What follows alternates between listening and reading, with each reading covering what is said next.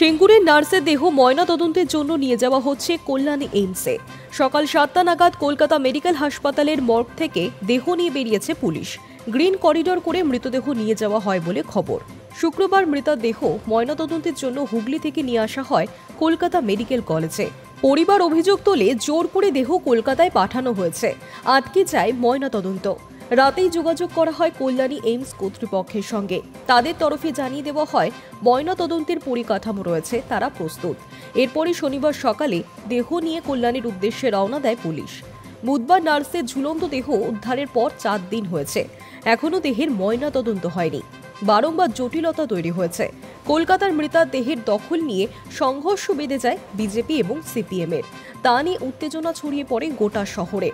অসহায় অবস্থায় বসে থাকতে হয়েছিল পরিবারকে। বুধবার রাতে সিঙ্গুরের একটি বেসরকারি নার্সিং হোমের ঘরে প্রশিক্ষণপ্রাপ্ত নার্সের ঝুলন্ত দেহ উদ্ধার হয়। বিষয়টি সামনে আসে বৃহস্পতিবার সকালে। পরিবার নার্সিং হোমের মালিকের বিরুদ্ধে খুনের অভিযোগ তুলেছে।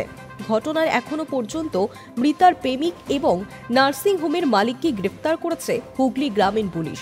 ধৃতরা হলেন নার্সিং হোমের মালিক সুবীর ঘোড়া, মৃতার প্রেমিক রাধা গোবিন্দ ঘটন। পুলিশ প্রাথমিক তদন্তে জানতে পেরেছে ধৃত রাধা গোবিন্দ ঘটনের সঙ্গে প্রেমের সম্পর্ক ছিল নিহত নার্সিং পড়ুয়ার। তার বাড়ি পূর্ব মেদিনীপুরের এগরা এলাকায়।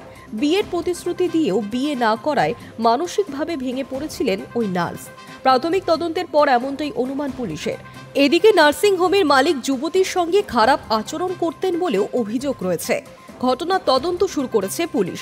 ময়নাতদন্তের প্রাথমিক রিপোর্ট আসার পরই মৃত্যুর কারণ স্পষ্ট হবে।